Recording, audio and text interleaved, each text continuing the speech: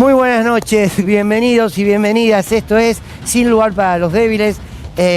Y hoy, entre tantos temas, claro, que vamos a tratar de reflexionar junto a ustedes y a charlar, quiero proponerles reflexionar acerca del nivel de hipocresía que toleramos como sociedad. El nivel de incoherencia. Todos en algún orden de la vida somos incoherentes. Me parece que eso es parte de la condición humana. Pero cuando la incoherencia en realidad es casi un plan de acción, cuando se transforma en hechos políticos sistemáticos, y la verdad es que suena más a hipocresía que otra cosa. Hay mucha dirigencia política hipócrita. Hoy el rostro es de Loredo, pero no es solo de Loredo. Quiero que hablemos de aquellos que estuvieron en la marcha y luego no bajaron a discutir sobre el presupuesto universitario. No fue solo de Loredo. De Loredo es la cara visible, porque, bueno, fue insultado en la movilización, fue insultado luego.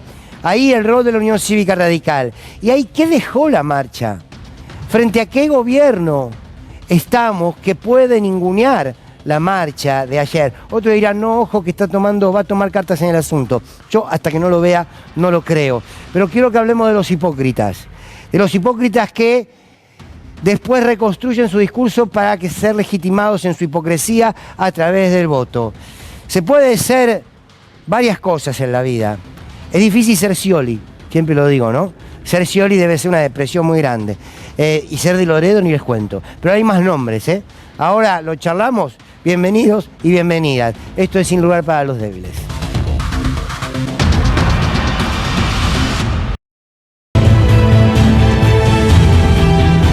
Yo creo que en la vida todos y todas podemos cambiar de idea. Podemos hasta cambiar de posición y de mirada respecto de hechos que los analizamos de una determinada manera durante muchos años y después lo entendimos de otra manera. Esto nos pasa en la cotidianidad a todos y a todas, y me parece que allí no hay pecado, no hay delito, no hay ni error. En todo caso, creo que hay ciertos cambios que hablan bien de uno. El aceptar que antes estuvo equivocado y que ahora encontró los elementos para advertir ese error, yo creo que eso es sano. Nos hace bien a todos. No tenés que ser político, ni periodista, ni cualquier orden de la vida, lo que sea, me parece que eso es sano. Entender que uno, si se equivocó, debe pegarle una vuelta de tuerca y empezar de vuelta habiendo dejado a un costado al error. Pero este no es el caso de algunos dirigentes políticos. Es otra cosa. Es una enorme puesta en escena que hace de la política casi un juego de títeres, para que todos los veamos y lo miremos con atención, y en algún momento esos títeres nos damos cuenta que eran alguien que estaban detrás, que era un titiritero, que tenía grandes habilidades con las manos y que nos hizo pasar un buen momento. El problema es cuando esto se repite, y el problema es cuando un sector de la política debiera llamarse la agrupación de hipócritas o alguna cosa por el estilo. Porque en realidad, en su accionar tan incoherente, demuestran que están dispuestos a hacer cualquier cosa con tal de quedar bien parados frente a una sociedad que apenas los tiene que consumir como un producto. El ejemplo, les decía recién, fue de Loredo. De Loredo es un personaje menor. De Loredo es un 4 de copa dentro de la Unión Cívica Radical, más allá que presida el bloque, pero no deja de ser un tipo con poco peso, que siempre ha tenido discursos que lo fue fluctuando de un lado a otro. Quiero que repasen algo que seguramente ya vieron, pero que vale la pena repetirlo, con De Loredo, lo que le pasó a De Loredo ayer en la marcha en Córdoba, que también fue enorme la marcha en Córdoba. Le pasaba esto cuando marchaba con la Juventud Radical.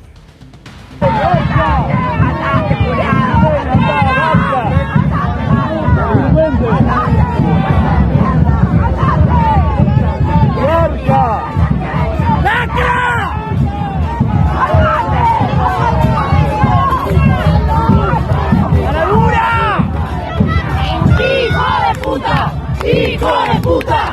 ¡Hijo de puta! ¡Hijo de puta! ¡Hijo de puta! ¡Hijo de puta!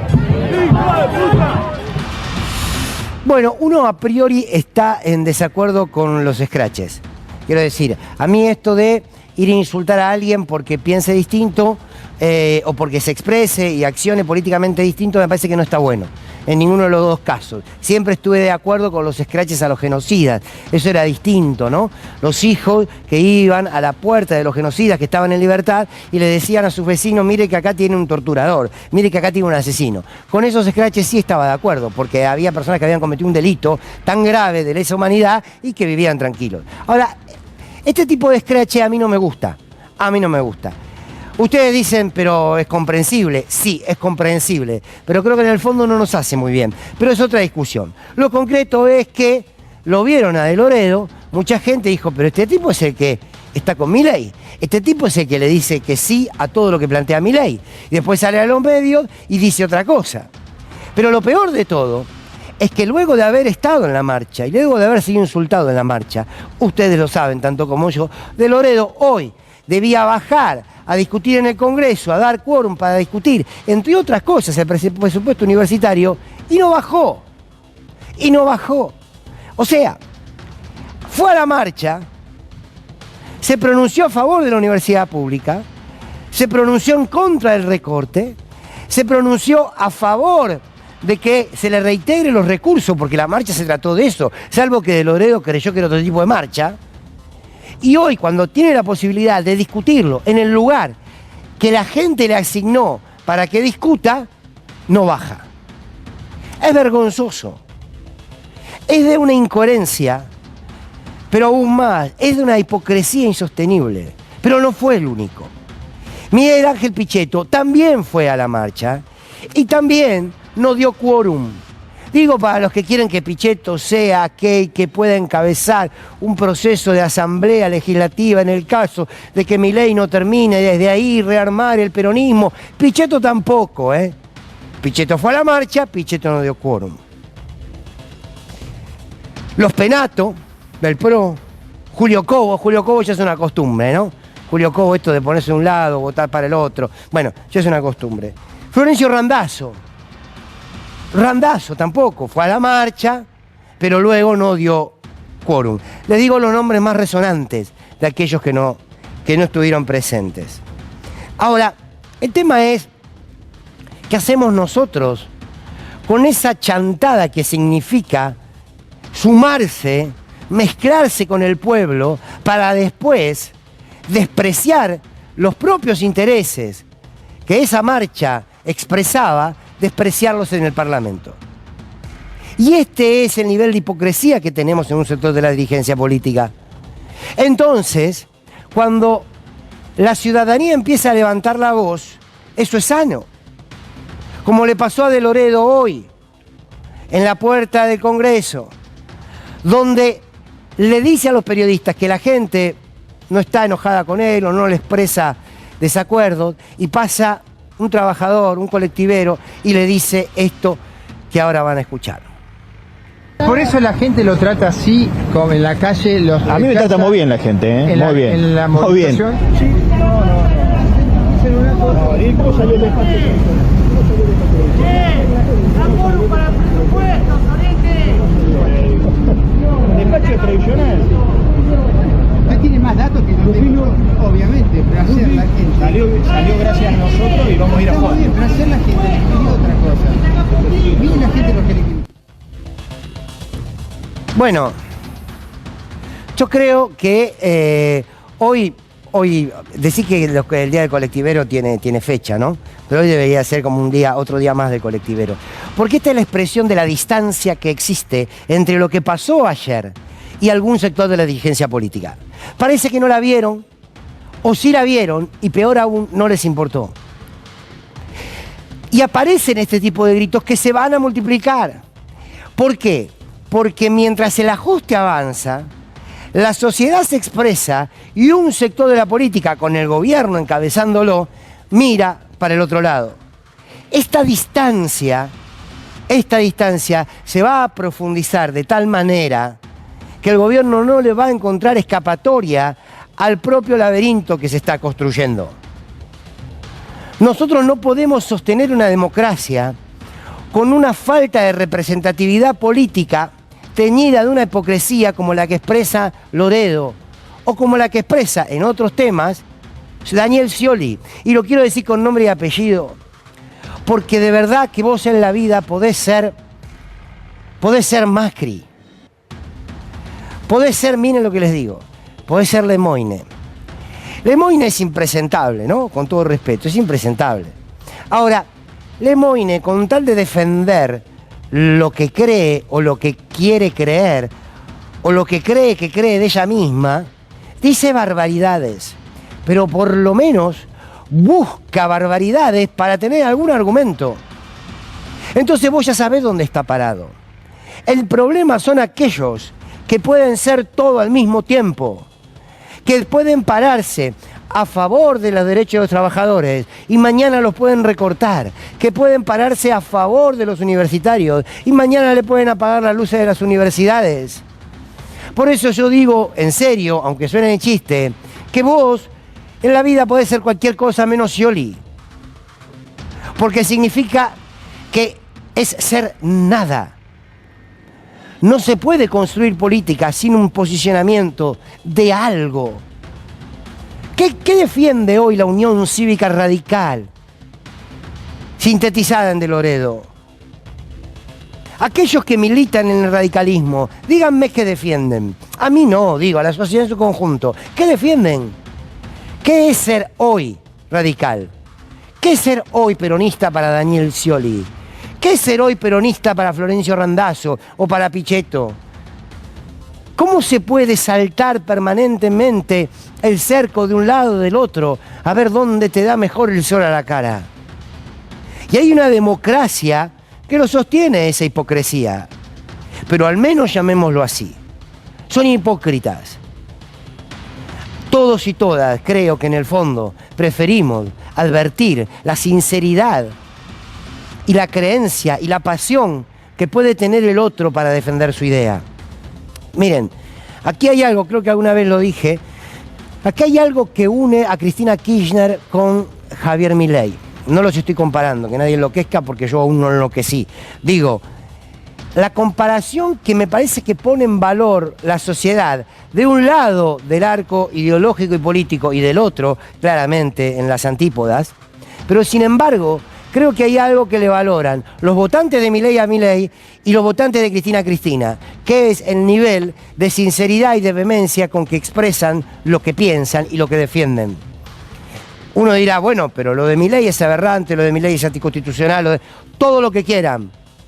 Ahora, lo poco que le puedo valorar es que, si bien no prescinde de la mentira en muchas veces, cuando lo necesita, sin embargo, el tipo se planta a decir la monstruosidad que tiene en su cabeza en torno a lo humano, a lo social, a lo económico, a lo cultural. Cristina Kirchner a las antípodas dice lo mismo. Perdón, no dice lo mismo, dice todo lo contrario, pero actúa con esa firmeza. Y yo creo que eso es lo válido. Yo creo que eso es lo que como sociedad debemos legitimar. No importa, al fin y al cabo, qué pensás sobre determinados hechos. El problema es que los puedas defender, que los puedas decir mirando a los ojos y con la honestidad intelectual de que lo estás diciendo convencido. Yo lo celebro. No me importa si estamos de acuerdo o no. Lo que no se puede celebrar es que un personaje menor como De Loredo esté en una marcha, se ofendan porque lo insulten y al otro día no te da quórum precisamente para discutir parte de lo que había sucedido en la marcha de la cual él fue parte. Yo no sé si tienen espejos en la cara, frente a su rostro, en su casa. Yo no sé qué les devuelve. Porque yo sé que te puede devolver un espejo cuando vos defendés la justicia social. Y también sabés que cuando vos defendés lo que defendés, eso tiene un costo. Y si te lo bancás, es parte de lo que sos. Uno es lo que dice, es lo que calla, es lo que defiende, es aquello de lo que mira al costado. Es todo eso. Ahora, cuando vos querés ser todo al mismo tiempo para quedar bien o para construir un poder político, en realidad en el fondo sos la nada misma. Pero esa nada misma tiene una porción de poder. Esa nada misma genera daño. Yo creo que hay que hacer una auditoría de hipócritas. A ver cómo da esa auditoría. Una auditoría para saber quién representa lo que dijo que iba a representar. Porque eso nos lo tenemos que bancar. Si los libertarios sacaron una determinada cantidad de diputados para representar sus ideas, habrá que bancárselos. Tienen que bajar a discutir, tienen que respetar las reglas orgánicas del Parlamento, por supuesto. Ahora, tienen todo el derecho a defender porque los eligieron para eso. Ahora, De Loredo, Scioli, Randazzo, Pichetto. Hay una canción de Luis Eduardo Aute que dice: más que náusea dan tristeza. Linda canción, triste realidad, claro. Bienvenidos y bienvenidas, esto es Sin Lugar para los Débiles.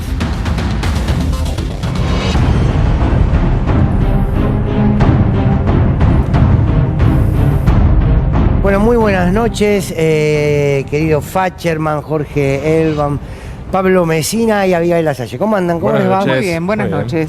Bueno, ahora vamos a entrar de lleno con el programa, con la discusión y la charla de siempre, pero nos vamos rápido a la Fundación Libertad, porque allí está Lautaro Mailín con novedades. Lautaro. Liberar todo, y liberar todo se necesita muchas agallas y hacer. Sí, Fer, recién estaba hablando Cristiano Ratazzi, ya están saliendo después de la cena aquí en la Fundación Libertad, donde habló más de una hora el presidente Javier Milei. ¿Qué decía Ratazzi recién? Bueno, la calle Pou, recién lo comentabas con Pablo, Fer, dijo que es mejor un Estado fuerte para que haya libertad, habló de partidos políticos, de todas las cuestiones que Javier Milei suele omitir de sus discursos, y recién Ratazzi dice, bueno, él siempre fue funcionario público, Uruguay es demasiado lento y el mundo es demasiado rápido. Después, si quieren, en algún momento lo vamos a poder compartir seguramente, el presidente del PRO y expresidente Mauricio Macri, al salir fue consultado, le consulté cómo había vivido el triunfo de Boca ante River, porque siempre una pregunta futbolera suele ser el gancho para que dé una declaración, y dijo que siempre ganarle a River está bueno, pero por otro lado, cuando le consulté si prefería el triunfo de Boca o el rumbo económico, dijo siempre Boca, siempre prioridad es Boca, así que eso creo que fue una declaración mezclada entre los futboleros en esa diplomacia futbolera que ¿te parece si lo escuchamos? Acostumbrado cuando era presidente y viajaba al exterior. Me parece perfecto. Sí, no le importa a nadie el comentario de Macri de Boca, pero escuchémoslo porque, qué sé yo, es un expresidente. Dale. Mauricio, ¿cómo vio el triunfo de Boca? Siempre ganar a River viene bien. ¿Qué le gusta más, que le gane Boca a River o el rumbo económico de la economía? Boca siempre es algo especial. Allá. Bien. Ahí está. Bien, Lauti. Lo que está claro es que le importa más. Bueno, priorizando Claro. a Boca que el rumbo de la economía. No sé si es porque le importa mucho Boca o porque no le gusta el rumbo económico, o por las dos cosas. Claro. Duhovne también salió sin dar declaraciones. Cuando le preguntás por River dice vamos a mejorar. El tema del fútbol suele caer bien en muchos de los funcionarios. Javier Milei habló imitándolo a Carlos Melconian, y a mí lo que me dicen que en ese momento Carlos Melconian se paró y se fue de la cena de la Fundación Libertad. Bien. Y estaba ya pactado en una nota en los estudios de TN, pero me dicen que se paró en el momento, al menos desde fuentes cercanas al gobierno, que se paró en el momento que Milei lo estaba imitando, o parodizando, en realidad haciendo una parodia, porque decía, había uno que decía que había que comer fideos con tuco y no teníamos ni fideo ni con tuco, lo hizo con un tonito medio burlón, y dicen que eso causó el enojo de Carlos Melconian. Pero salió Creo contenta que el centro la del gente discurso de ahí. Javier Milei fue... Y no pudimos hablar mucho. La gran mayoría se manifiesta como recién Ratazzi, que imagínate, Fer, vos me preguntás si la gente salió contenta. Ratazzi el otro día en el Yao Yao tenía la gorra de las Fuerzas del Cielo y le dice muy bueno tu discurso. No, Ratazzi es otro chanta más. Después le dice... Vos, sí. Mirá, yo te digo, estaba Sturzenegger, ¿qué crees que va a pensar? Claro. Estaba Patricia Bullrich, ¿qué crees que va a Qué lindo pensar? cumpleaños. Estaba Peto Velo, ¿qué crees que va a pensar? Sí. Estaban todos los empresarios más liberales de toda la Argentina, en el que Javier Milei aprovechó el auditorio para decirles a todos que no había presiones del Estado por el recorte grande que se hizo en el gasto público. Fue rara la charla, hizo comparaciones con cómo surgió el salario y cómo estamos viviendo ahora. Habló de economía de trueque, habló de el salario y después dijo que era muy malo comer sin sal. Bueno, fue en ese sentido el discurso, y en un momento dijo que es muy complicado hacer dieta, es complejo hacer dieta, como lo es en el caso de bajar el gasto público. Era un discurso que iba y venía entre lo económico, lo matemático, lo coyuntural y lo histórico, y en varias oportunidades hizo imitaciones, se quejó de algunos periodistas y de otros economistas. Suelen decir que era Kachanowski uno de los indicados en las burlas también, además de Melconian. Bueno, Lauti, gracias. El sacrificio tuyo de estar en esos lugares es realmente brillante. ¿Alguien paga? ¿Se paga para ir ahí? No. No, muchas gracias a vos. No, esto... No. Ahora no. Creo que no. Bien, Lauti. No sé, bueno, no a sé ver si quién está sale ahí, descubierto. Lauti. Mira. Ahora le puedo preguntar a Brown, a ver, ¿cómo tomó la charla de Javier Milei? Solamente queremos saber si están contentos. Muchas gracias. Bueno, Brown es quien había dicho que había que darle a la maquinita todo el tiempo para ganarle a la inflación. Veo algunos rezagados aquí. Yo creo que Caputo salió por otro lado. Me quedé expectante a la posibilidad de la palabra del ministro de Economía, pero en cualquier momento, si llega a suceder algo en relación a eso u otro ministro, les puedo avisar. Dale, nos avisás a ver ahí quién sale. No los conocen nadie, esta gente no la conoce nadie, y les puedo asegurar que deben tener tanta injerencia en nuestras vidas. Pero bueno, ahí están todos. Bueno. La maneja. Muy bien, Lauti, vos nos llamás y nosotros volvemos, ¿eh? Dale, gracias, Fer. A vos, querido. Bueno, muy bien, vamos a recibir a nuestra invitada de hoy para charlar acerca de lo que sucedió esta tarde, que no hubo quórum precisamente. Vos me dabas un dato recién, Jorge. Sí, que el proyecto que se iba a tratar fue presentado por la bancada, por Di Loredo, por la bancada radical, y ellos mismos fueron los que no participaron hoy de la convocatoria. O sea, diría un colega, vos me estás diciendo que los radicales dijeron, tenemos un proyecto acá en la universidad. La vicepresidenta de la Comisión de Educación de la Cámara Baja se lo presenta a Blanca Osuna, la presidenta de la comisión, para el tratamiento del financiamiento educativo de las universidades públicas, y cuando se decide que se vaya a tratar el tema, no vuelve. Bueno, quiero decir la verdad, algunos radicales fueron, pero el presidente de la bancada no fue, y no dieron quórum. El kirchnerismo. Bueno, sí. Claro, gracias. la semana que viene lo van a llamar ellos. Sí, vamos a ver. ¿Puedo presentar? Sí, perdón. No, gracias. A Carolina Gallar, diputada, ¿cómo estás? ¿Cómo gracias estás, por Fernando? venir, Muchas ¿Cómo gracias a estás? vos. Bueno, después de un día bastante particular, ¿no? Donde en realidad pasó de todo y al mismo tiempo no terminó pasando nada. Sí, yo creo que hubo una movilización contundente, Sí. El reclamo y la demanda está de aumento de presupuesto, porque si no las universidades tienen que cerrar sus puertas, y nuestro bloque decidió convocar una sesión especial para tratar estos temas, ya sea el aumento del presupuesto para las universidades como para tratar el tema de la movilidad jubilatoria. Y la oposición, o sea, reunimos 124 diputados y diputadas de distintos bloques políticos. Yo creo que esto sí es un dato importante. No fue solo Unión por la Patria, hubo diputados del Partido Socialista, hubieron diputados de la UCR, como es el caso de Manes, como es el caso de Galimberti de Entre Ríos. Es decir, fuimos 124 diputados, donde estaba Evolución, que es el partido o dentro del radicalismo, sí, alineado con Martín Lustó.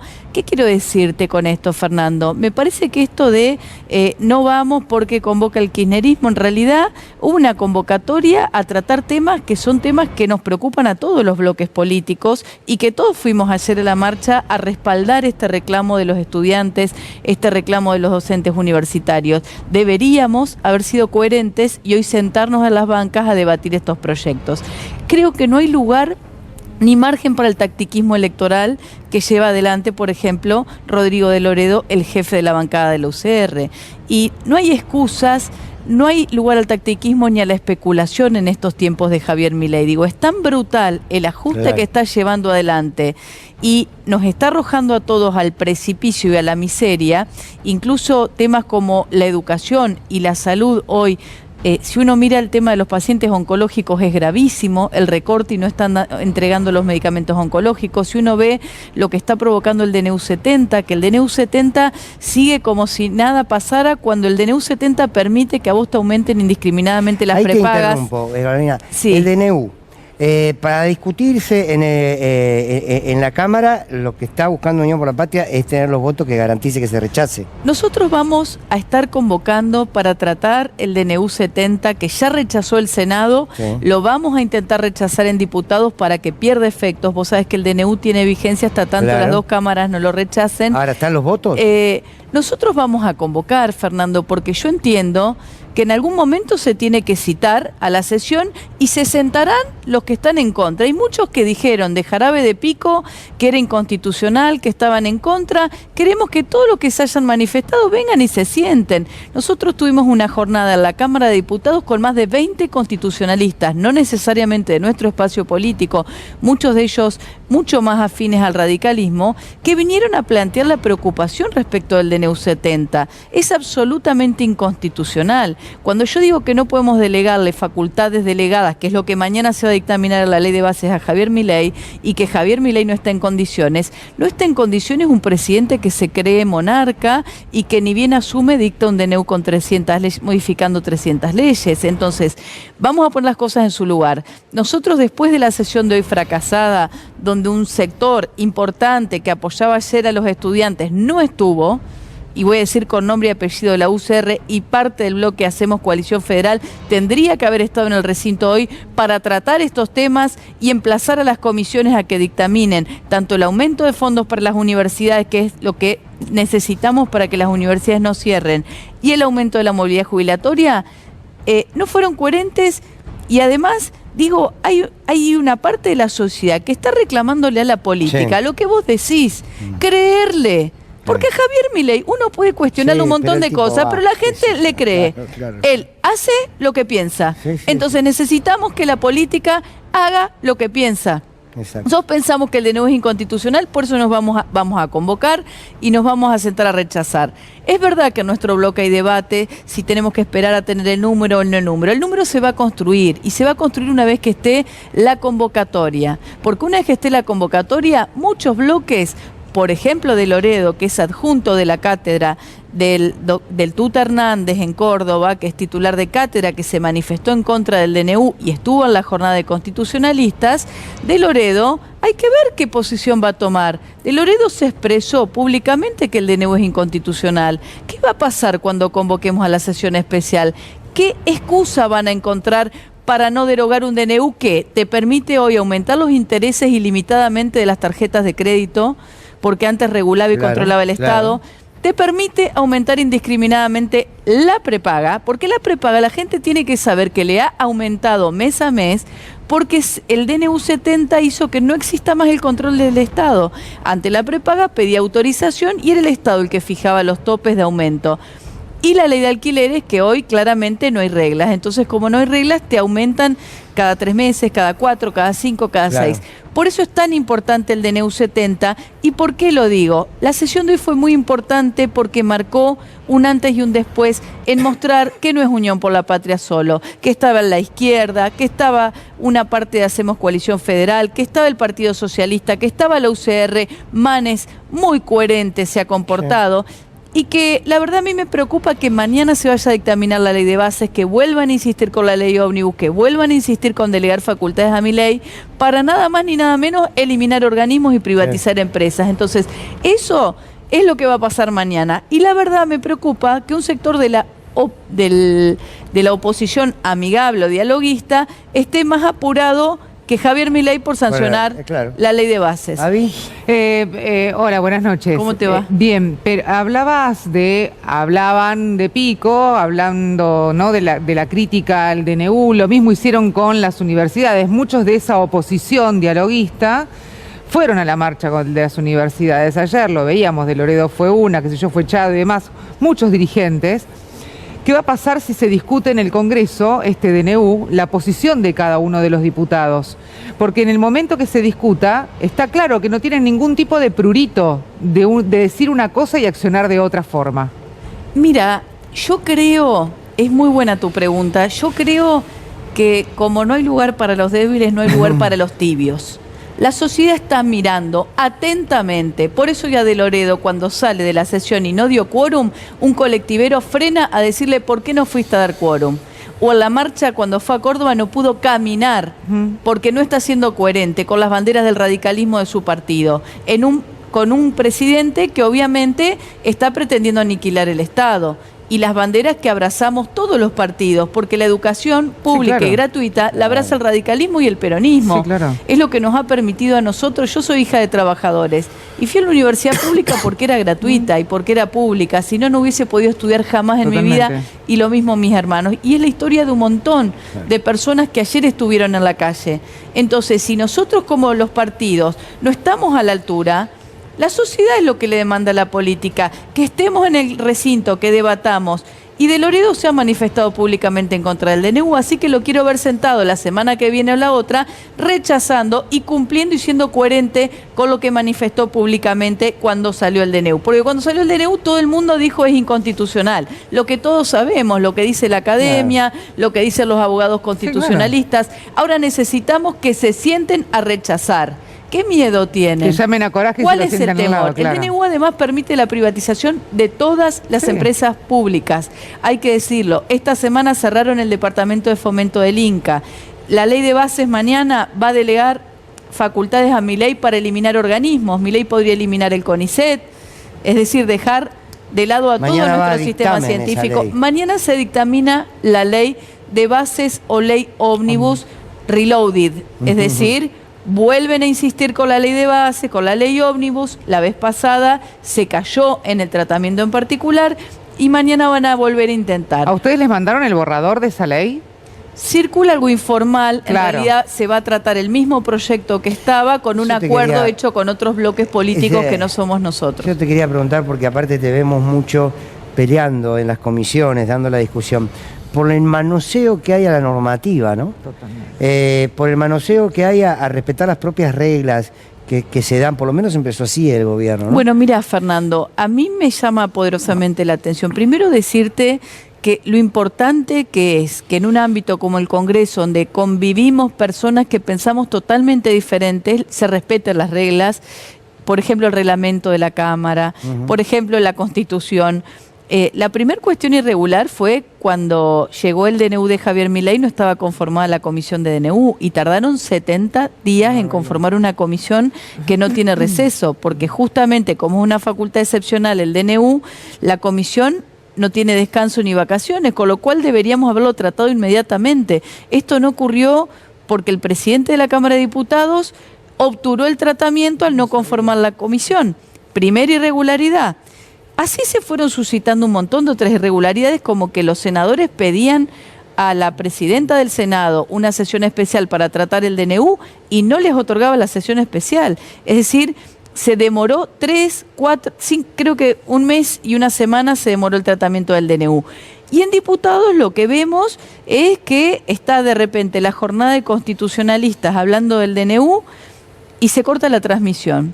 Estamos en la comisión de juicio político por entrar a la comisión y un minuto antes de la hora te avisan que se suspende la comisión y estamos todos adentro para elegir autoridades y levanta la mano La Libertad Avanza diciendo queremos presidente a tal.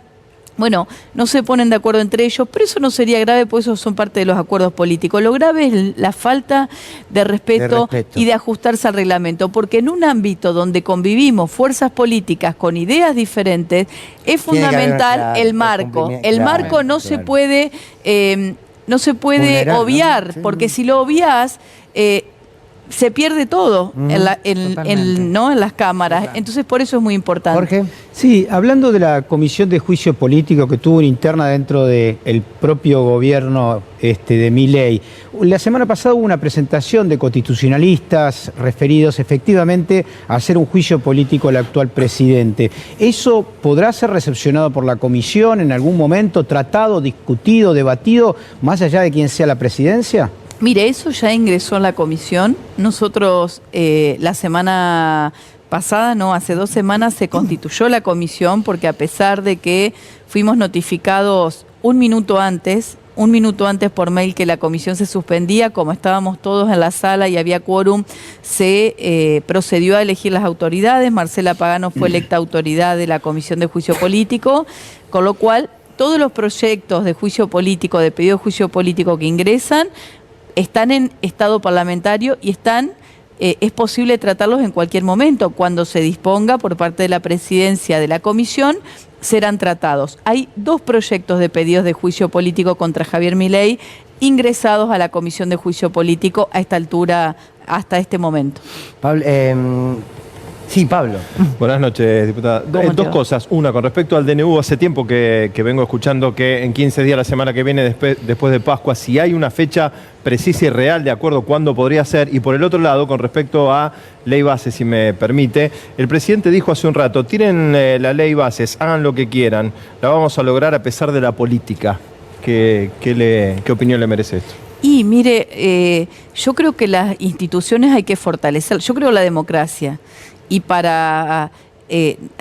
si uno cree en la democracia, las instituciones hay que fortalecerlas, no hay que ni subestimarlas ni atacarlas. Y el presidente actual se la pasa atacando la institucionalidad. Y como te decía, es fundamental para la convivencia democrática. Acá está en riesgo el pacto democrático del 83 a la fecha, que ha subsistido entre los distintos partidos que han gobernado nuestro país. Digo, a Javier Milei no le importa nada de la institucionalidad, no le importa la Constitución, no le importa los reglamentos. Él va por el déficit cero y no le importa si se muere media Argentina con tal de lograr el déficit cero. Yo lo escuchaba con atención, cómo él se pone contento con el déficit cero y los superávit. O sea, ¿de qué te sirve tener superávit y déficit cero si tenés a la mitad de la población bajo la línea de pobreza y si la gente no llega ni al día 10?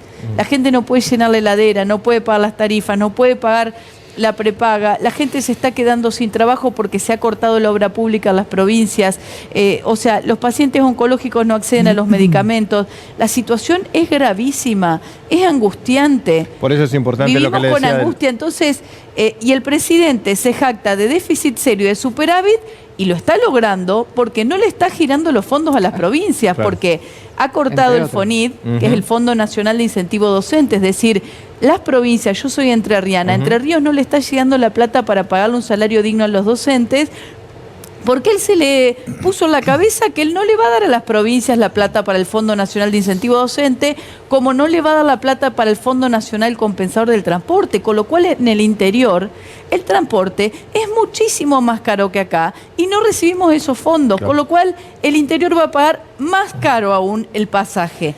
Digo, todas esas cuestiones que él no está pagando, o lo mismo el aumento al presupuesto de la universidad, es lo que le permite decir: tengo déficit cero. Claro, si yo le debo al diariero, le debo las tarifas, no pago la boleta de luz, de gas y demás, y sí, voy a ahorrar. Voy a ahorrar a costa de que le debo a otros. Eso es lo que está ocurriendo hoy. Entonces es mentiroso un poco los números que él presenta. Ahora parece que el discurso del gobierno tiene que ver con la palabra auditar, ¿no?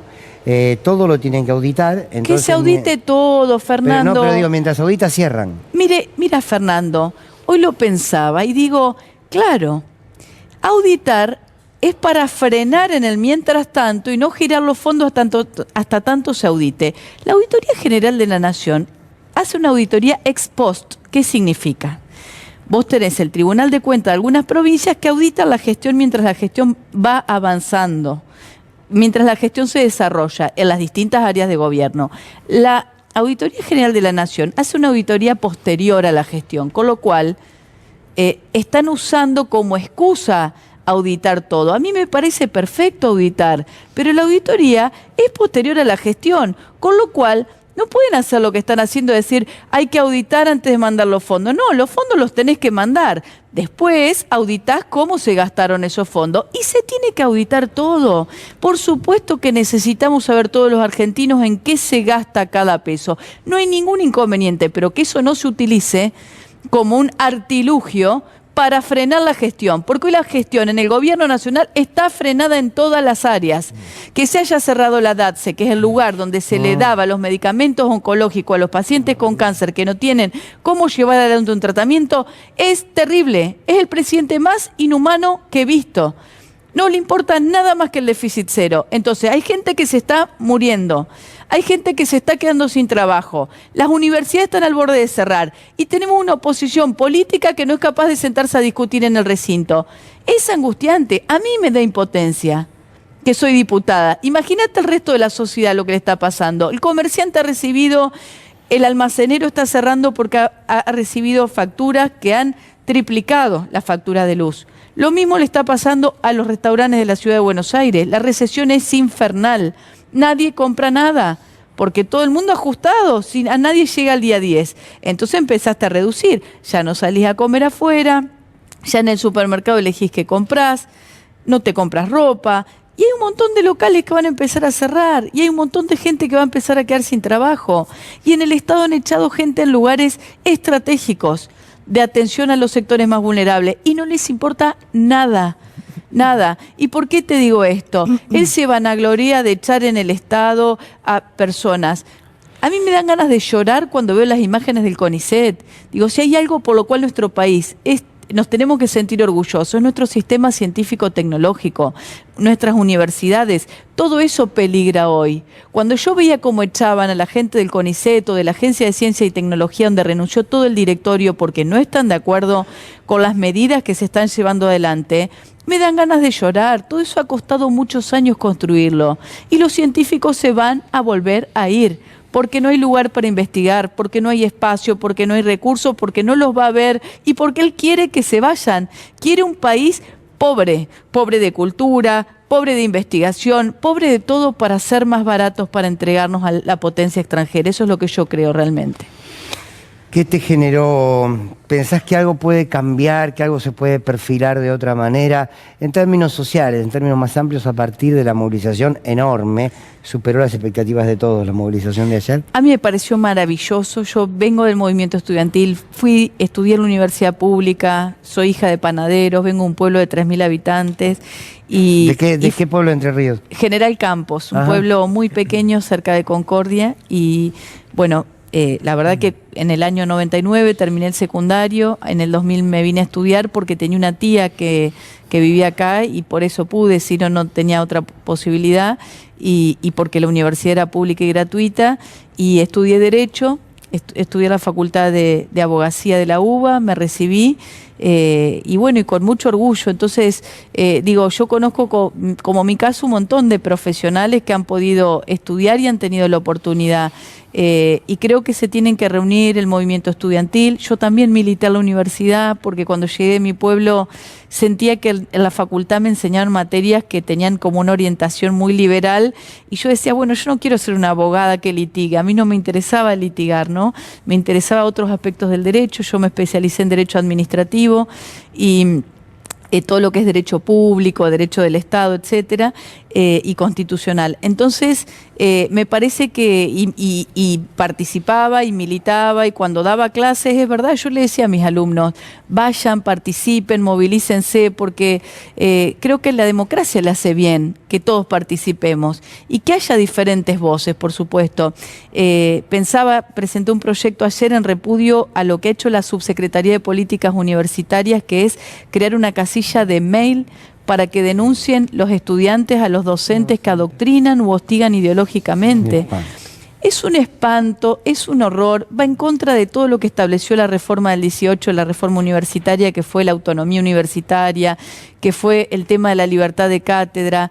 Y creo que si hay algo que a mí me enorgullece también, es que vos en la facultad tenías una cátedra marxista, otra cátedra liberal, tenías para elegir, sí, claro. ¿No? Sí, claro. Y todos los docentes tenían la libertad de enseñar, como digo, y eso no se puede cortar. Entonces tienen que unirse docentes, estudiantes, científicos y la cultura. La cultura también está en peligro. Esta semana cerraron el Departamento de Fomento del Inca. Con esto se pierden 700.000 puestos de trabajo que de manera indirecta o indirecta se generan y significa que de ahora en más el cine argentino lo digitan las plataformas digitales. Ya el Estado no va a poder fomentar para que haya diversidad en el cine y que haya un cine que nos represente. Lo que se filme de ahora en más va a ser lo que las plataformas decidan o el mercado determine que sea filmado. Una última cortita de Atilio. Causa mucho entusiasmo el tema del juicio político porque hay mucha gente que piensa, está bien, lo eligió la mayoría, pero no para que se convierta en Nerón ni haga lo que quiera. De los dos proyectos presentados a los cuales vos sabés de qué se tratan, ¿de qué se tratan? ¿Por cuáles serían las razones por las cuales el juicio político se le haría a Javier Milei? Bueno, son muchas las cuestiones que se esbozan en los dos juicios políticos, pero básicamente, bueno, ustedes saben que el juicio político es un instituto que está establecido para apartar del cargo al presidente de la Nación, a funcionarios nacionales o a los jueces de la Corte. En el caso de Javier Milei, básicamente es por el dictado del DNU 70, porque es a todas luces inconstitucional. Ese es uno de los principales motivos y es arrogarse la suma del poder público, que eso es lo más cuestionable de esta serie de medidas que está tomando, ¿no?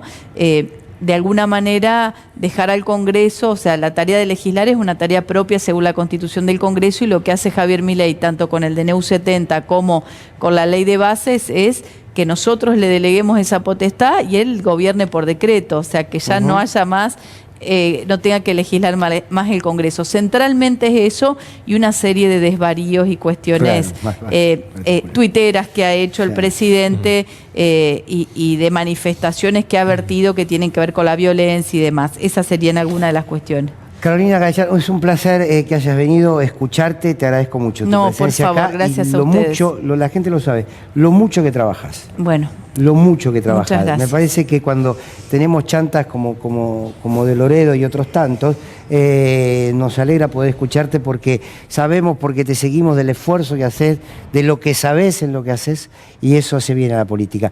Gracias por venirte. Muchas gracias a ustedes. Vamos a una tanda cortita y ya estamos de vuelta. Hay más Sin Lugar para los Débiles.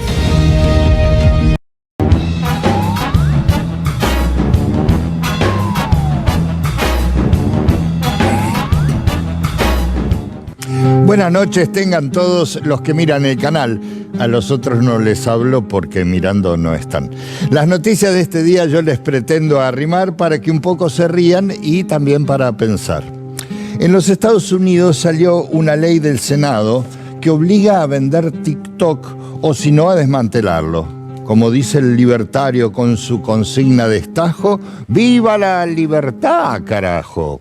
La rosca sigue que sigue para votar la ley bases. Unos transan, otros fingen, otros quieren concesiones, otros se aumentan el sueldo por otros cuantos millones, y mientras tanto la gente aumenta sus privaciones. La Corte Suprema de Pollo, la reina de los tribunales, ha rechazado demanda que se había presentado para que en nuestro Congreso el DNU sea tratado. En eso ellos no se meten o es que son incompetentes, así que mientras vos marchás, el DNU sigue vigente. Después de tamaña marcha hay tamaña reacción. Por eso es que el presidente publicó una ilustración bebiendo lágrimas zurdas con la cara de un león. Cortala, Javier, con eso de tanta confrontación. Es mejor buscar la unión. Te lo digo con cariño, te vas a quedar más solo que Michael Jackson el día del niño. A veces la realidad le da a nuestra fantasía palizas de vuelta y media. Por ejemplo, pude leer a Victoria Villarruel criticando a Tati Almeida. Vos disculpame, Victoria, porque tendrás tus razones, pero vos de doña Tati no llegás ni a los talones. El miércoles ya termina, es mitad de la semana, y por eso les decimos buenas noches y hasta mañana.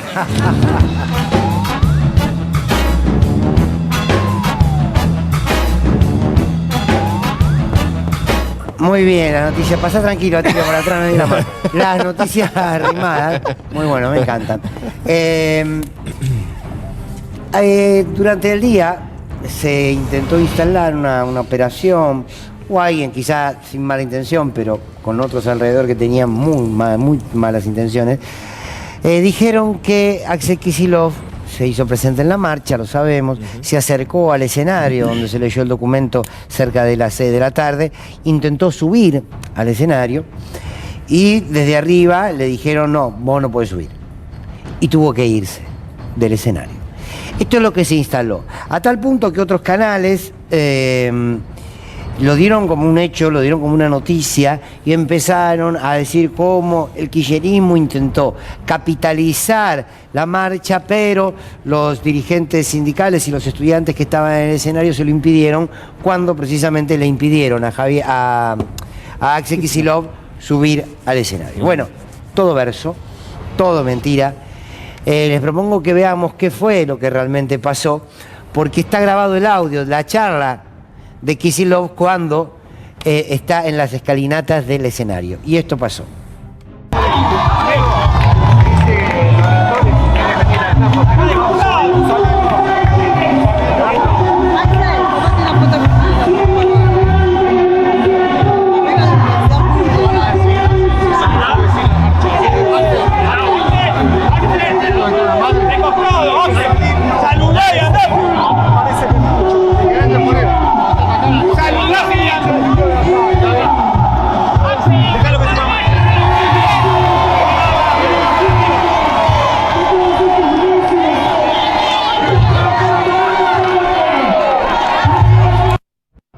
Bueno, esta es la verdad de lo que sucedió.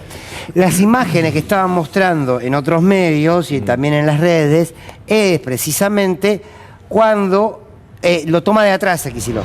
Entonces, vos lo ves subir la escalera, vos lo ves que habla con alguien, vos lo ves que baja, que vuelve a subir, vuelve a hablar y después baja y saluda a la gente y se va. Pero el diálogo fue este.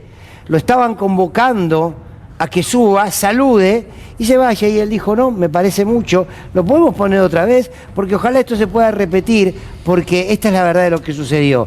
Insisto, hicieron zócalos, escribieron notas en sus páginas web, diciendo que a través de Kicillof el kirchnerismo había querido capitalizar el acto y que el mundo educativo le dijo que no podía subir. Fue todo lo contrario.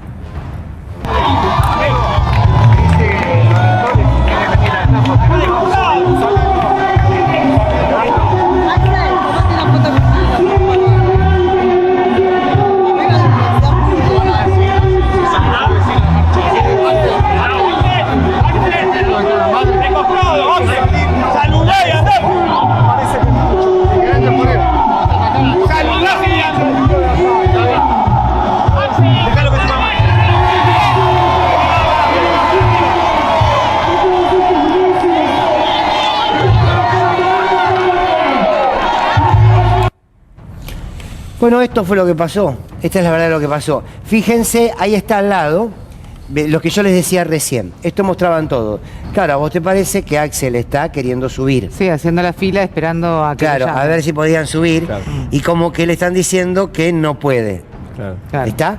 No, fíjense que está, este es un acto para fíjense que está el muchacho de la chomba azul. ¿Ves que se ve ahí atrás de la señora que saca la foto? Ajá. También está en la otra imagen, o sea que es la misma imagen. El de rayado, exacto. Es la misma imagen. Y ahí está, cuando él se para y saluda. Pero anteriormente le dijo, no, saludo desde acá, le dijo. Ahí está, saludo desde acá, es la misma imagen. Está muy buena ahí la comparación que están haciendo justo, ¿no? Agustín en producción, porque es justo. El tema es que tomaron... Es más, ahí se ve la foto. Claro. Ahora va a subir un par de escalones con la señora, ahí está. Y va a saludar. Eso es lo que estaba pasando. Subir no. La señora le pide la foto. Bueno, insisto, con la otra imagen acá, construyeron la mentira. Pero esto es en verdad lo que sucedió. No, es una de las muchas operaciones que va a sufrir Axel Kicillof, quien sin duda es uno de los máximos referentes de la oposición en la Argentina, que está gobernando la provincia más importante de la Argentina y que además concentra otros elementos que son claves. Es un investigador del CONICET, que en este momento funge de gobernador de la provincia de Buenos Aires, es un académico, ha sido un militante estudiantil desde el secundario en el Buenos Aires y luego en la Facultad de Ciencias Económicas de la UBA, y obviamente la derecha en la Argentina lo ha puesto en la mira porque es indudablemente uno de los grandes referentes del porvenir de nuestro país. Marxista, un marxista. Digamos las cosas como Y son. nieto de un rabino también. O sea, no tiene por dónde salvar. Como dijo. Bueno, a ver, vamos a ver un poquito al presidente, que, bueno, por supuesto, estuvo, ya sabemos, en la Fundación Libertad. Y veamos algo de lo que expresó Milei, sobre todo este orgullo del modelo económico, el orgullo de su equipo económico. Y vamos a hacer un repaso a ver qué fue lo que dijo. Básicamente lo que yo voy a hacer es una introducción.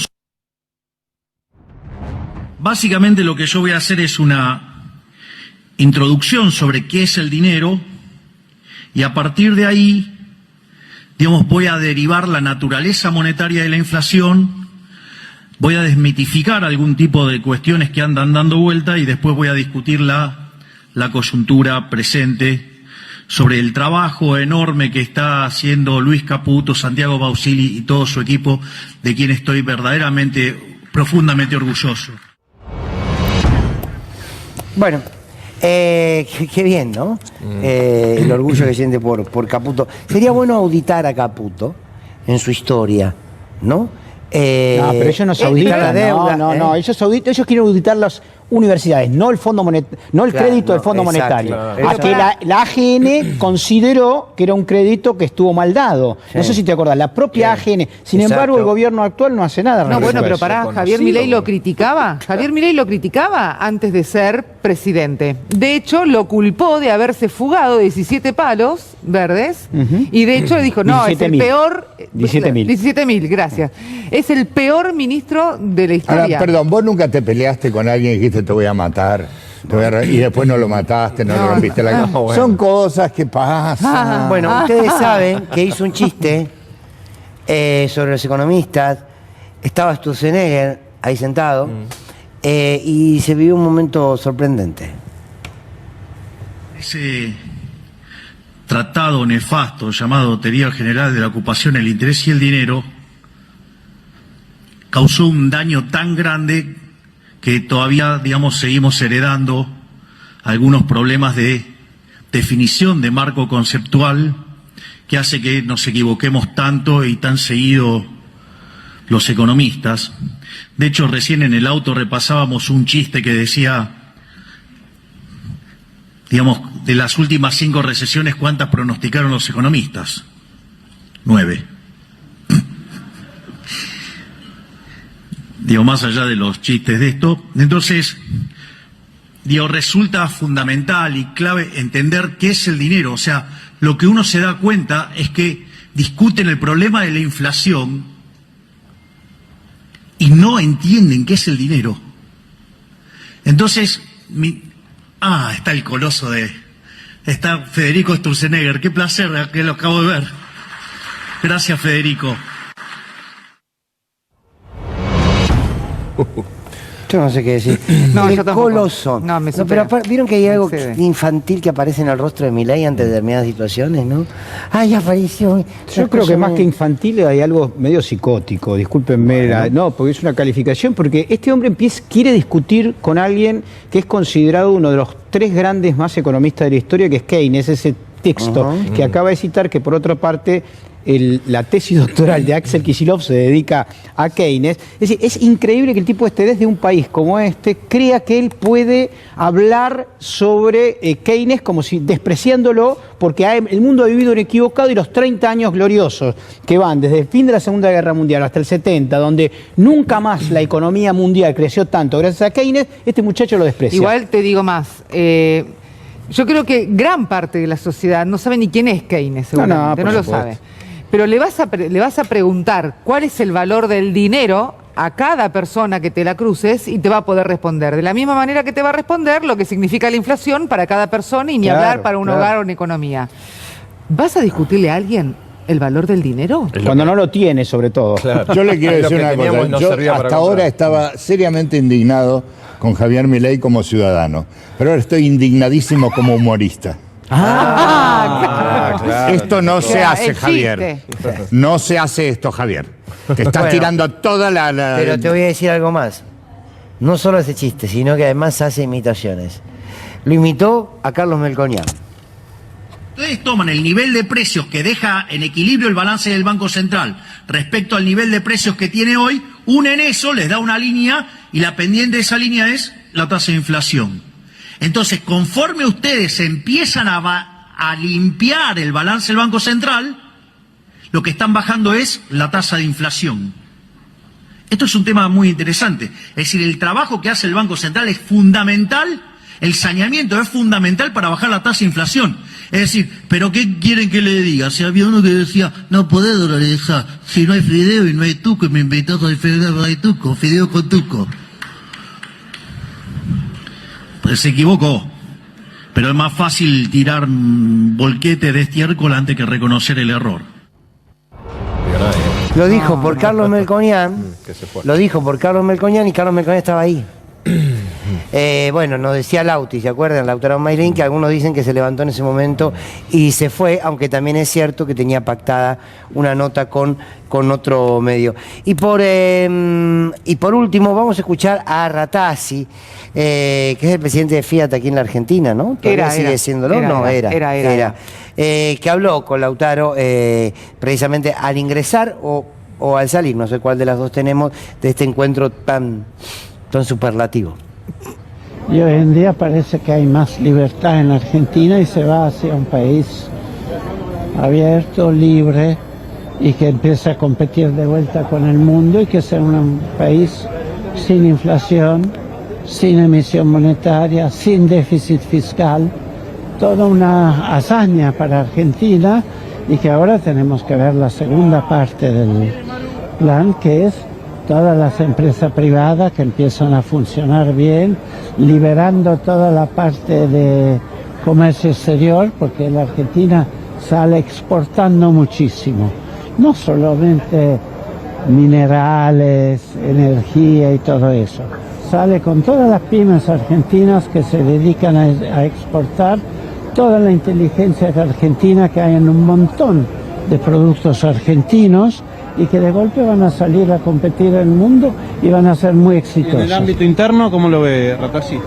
El ámbito interno, bueno, el mercado interno tendrá el consumo que puede, cada uno va a tener que adaptar ciertos consumos a la posición, algunos están mejor, otros peor, pero lo importante es llegar a tener una situación de equilibrio en el país, en el cual además todos puedan tener un potencial de tener un trabajo verdadero, que no es exactamente lo que hemos tenido hasta ahora, que era planes, subsidios, limosna, y no llevaba nada. De hecho, llevó a la Argentina a tener 50 o 60% de pobreza. Fíjense, ¿no? Bueno, vamos a exportar, y bueno, y el mercado interno, y bueno, el mercado interno, ¿no? Sí, nos quedaremos sin seres humanos, sin trabajadores, o en todo caso los pero que logrando haya... un equilibrio. Sí, un equilibrio del hambre. Sí. La caída, yo no sé igualmente la dónde caída está de el la industria equilibrio. es más de 8 puntos en enero y febrero, y marzo viene para atrás espantoso. O sea, no sé de qué estaba hablando de Argentina. Pero cuando además lo hablaba más de exportar y de importante es vender. que el 88% del Producto Bruto de la Argentina es mercado interno. Es decir, y el 90% de los trabajadores que trabajan en la Argentina tienen que ver con las pymes, no con las grandes empresas que este muchacho dirigió. Con lo cual vamos a una recesión, como siempre, que las víctimas prioritarias van a ser los más pobres. Ahora, me pasa a mí, ¿ustedes lo escuchan al presidente hablar en algún momento de producción, de trabajo, de empleo, de generación, de activación, de reactivación? Solo de ni en la cadena, finanzas, ni claro. hoy, y de chistes, y de números, no y de creen esa déficit, economía. no escucho nada. Es que habla siempre, y de hecho, bueno, hoy se llevó a cabo la reunión del transporte para ver qué pasaba con el boleto de colectivos, y de hecho no saben qué hacer. Porque no se sabe si, por ejemplo, la tarifa tiene que ser subida directamente la tarifa, entonces se les paga a las empresas por la tarifa o se les paga directamente por el subsidio. No saben cómo implementar el subsidio. Hubo propuestas, además, que les llevaron, tampoco saben cómo implementarlas. Pero hay subsidios, por ejemplo, a los estudiantes de la educación privada. Pero todavía no le llegó la plata. No importa, pero eso lo anuncian que ahí sí que hay que subsidiar a los que más tienen. O en todo caso a la clase media que va a No una es subsidio, institución. es voucher. Ah, es voucher, perdón. Mencionaste, Pablo, la industria recién. Sí. Hablemos un poquito de eso. Vos decías, hablabas de la caída de la industria, ¿no? Bueno, lo que pasa es que eso tiene relación directa con el trabajo, Fernando, para mí, ¿no? Porque en realidad, a ver, si cae el poder adquisitivo, se labura cada vez menos, repercute directamente en la industria, y la caída solamente el mes de febrero es del 6,8%, un acumulado en enero y febrero que es de más de 8 puntos, y marzo viene muy mal. Los preliminares de marzo están dando datos que son realmente preocupantes. Por ejemplo, el aluminio creció un poquito, que fue... Después, alimentos y bebidas van a decir que creció en 1,8%, pero atención que está empujado por el complejo oleaginoso, exportación de un sector concentradísimo, que es lo que ha empujado.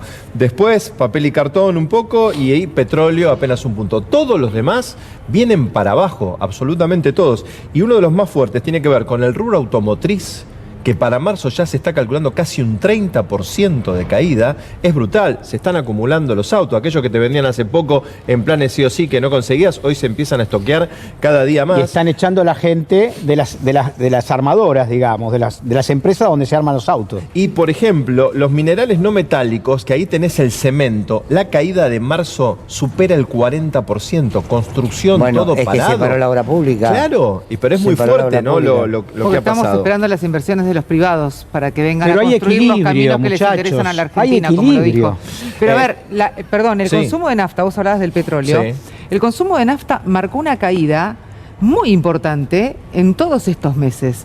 Vos sabés que de todas las provincias de la Argentina, la que más caída tuvo fue la provincia de Misiones. Viene desde enero, febrero y marzo con caída en venta de combustible. Ahora va a aumentar, ¿no?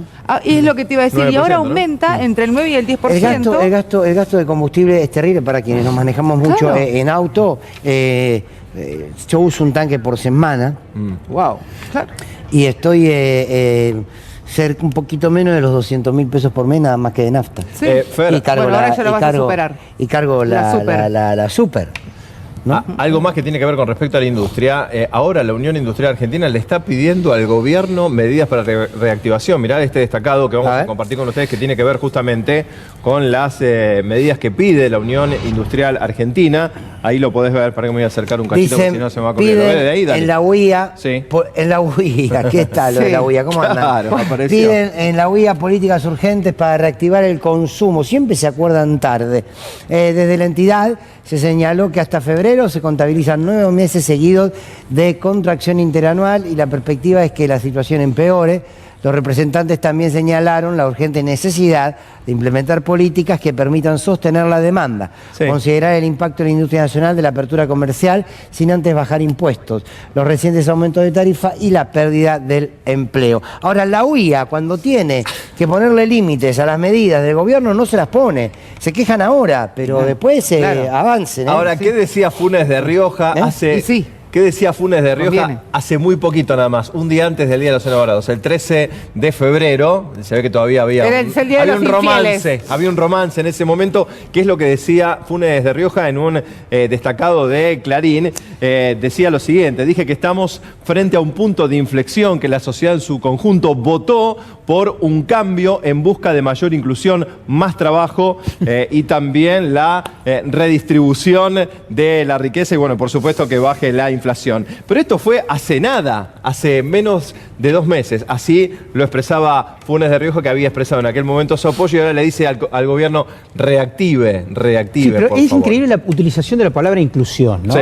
¿Inclusión en qué? ¿Qué tipo de inclusión pueden pretender esta gente que está expulsando gente del mercado de trabajo permanentemente? Es increíble, ¿no? Pero No se qué me rápido, da la ¿no? cara. Ahora, Fer, una cosa más que hemos preparado con Agostina tiene que ver con esto del trabajo y una industria que está empezando a acusar fuerte el recibo de lo que va a ser el impacto del incremento de la energía. Hoy lo veíamos en el comienzo y lo vamos a compartir completo. Un industrial que ama su laburo, su profesión, su fábrica, años de esfuerzo, cuando le llega la factura le pasa esto cuando lo entrevistaba a nuestra compañera.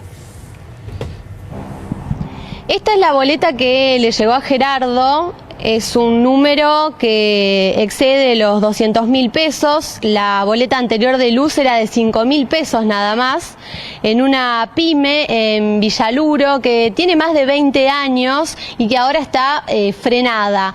Lo único que hago es poner las máquinas en marcha que casi no consumen luz en vacío.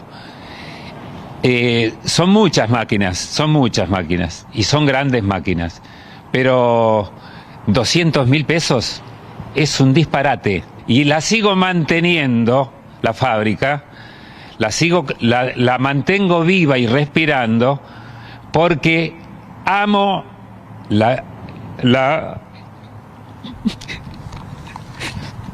esta matricería. No es mía, es nuestra. Es del pueblo argentino. Bueno, es esto, ¿no? ¿Por qué hay que estar bancándose todo esto? Porque, insisto, claro que en el gobierno de Alberto Fernández la situación estaba mal. No era este desastre, no era este quiebre, ¿no? Era lógica de quebrar, es como una jugada de fútbol. Van directamente a quebrarte, o sea, no es una patadita de atrás, che, para que te La tropieces. doctrina del shock. De hecho, un economista de derecha como Rodríguez, que era un candidato a ser funcionario es el mayor de Milei, crítico. pero dijo una cosa que es muy inteligente. Dijo, nos quieren hacer creer a todos los argentinos que somos idiotas, que te bajan la inflación. Massa tenía el 6% de inflación. Este tipo, en este momento, tuvo el 12, creo, la semana pasada, va a tener el 9 y te dicen que baja la inflación y tiene 3% de inflación más que lo que tenía Massa hace 6 meses Pero en atrás. diciembre vamos a andar más o menos como andaba Massa. Destruido el mercado interno. No sé de dónde, pero también te digo algo, Jorge, esto que vos mencionabas sobre la construcción de este discurso. Hay algo que también se está construyendo y que se viene haciendo desde la campaña, que es el Estado tiene la responsabilidad de la pobreza, de la inflación, de la cantidad de plata. Y la realidad es que no es el Estado somos todos. El tema es qué gobierno tiene la responsabilidad. Y me parece que ya después de casi 5 meses de gobierno, la responsabilidad de tener hoy el 60% de pobreza y no el 30%, es de La Libertad Avanza, es del gobierno de Javier Milei. Porque si no, estamos siempre criticando para atrás. Es que hay muchos estados en el mundo, digamos. El Estado suizo, el Estado sueco, el Estado alemán, que son estados hiperpresentes y que tienen estados que funcionan. ¿También son responsables de ese éxito? Bueno, tengamos un Estado mejor y no lo destruyamos como pretende Milei. Sí, pero además hay malas gestiones de gobierno. Hay malas gestiones que a veces generan consecuencias dolorosas, ¿no? Pero hay otras gestiones que no es que sean malas, que no están nutridas de errores. Forman parte de una decisión política destructiva. Sí, claro. Quiero decir, no es un gobierno. Yo creo que Alfonsín tuvo una mala gestión de gobierno con medidas equivocadas. Estoy convencido que Alfonsín no quería destruir la clase media. Claramente que no. Estoy convencido. Lo presionaron. Cuando estaba Greenspan, Cuando estaba Greenspan, el primer año y medio que estuvo Bernardo Greenspan como ministro de Economía, fue una buena gestión. Después lo presionaron y lamentablemente lo hicieron renunciar a Greenspan. Bueno, pero lo que te quiero decir es que en la actitud de ese demócrata no estaba. Este hombre bueno, lo decía recién la diputada Gallar, ¿no? Le sorprendía la crueldad, no le importa nada. Claro. Entonces, no es es un menor. Director de la policía nombrado para destruir la policía, digamos, ¿no? Es lo mismo. Claro. Bueno, muy bien. Yo estoy anotando algo que quiero sumarlo como reflexión final para despedirnos en el programa de hoy y agradecerles que nos hayan acompañado como siempre. No hay un cuento ni un texto final. Quiero que vean, por favor, mientras me voy levantando, lo que escribió Victoria Villarroel cuando terminó la marcha, tomando la imagen de Tati Almeida, que estuvo en el escenario, como ha estado siempre Tati, como ha estado Estela, como ha estado Nora, como ha estado Eve, bancando las luchas populares, ¿no? De eso se han tratado las madres, de los derechos humanos también, que defendemos hoy cada día. La vicepresidenta negacionista, amiga del dictador Videla,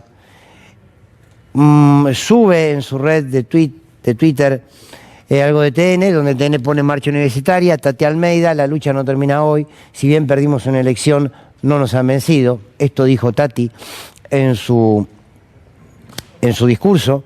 Y la vicepresidenta de la Nación escribe: Eve, lo que te perdiste. Y yo quiero tomar las palabras de un colega y un amigo, Luis Arranz, que hoy escribió en sus redes, respondiéndole a Victoria Villarroel, y le dijo: Eve no se perdió nada, vicepresidenta.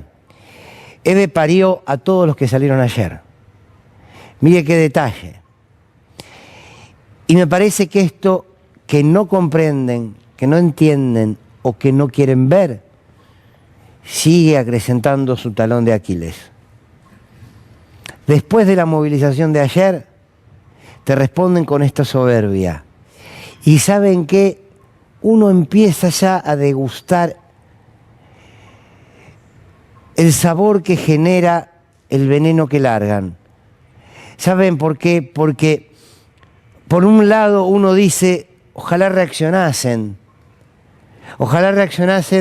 entendiendo que tienen que cambiar las medidas, que tienen que dar marcha atrás, que tienen que defender derechos.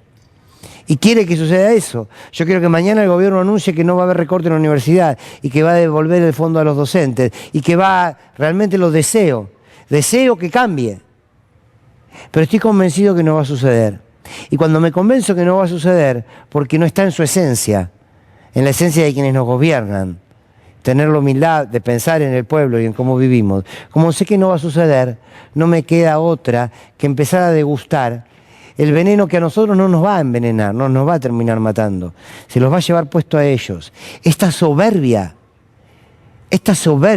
con la que miran al pueblo argentino, se los va a llevar puestos. Cuando digo que se los va a llevar puestos, no estoy diciendo que se va mañana. Estoy diciendo que se los va a empezar a devorar y serán las urnas los que definitivamente le dirán basta.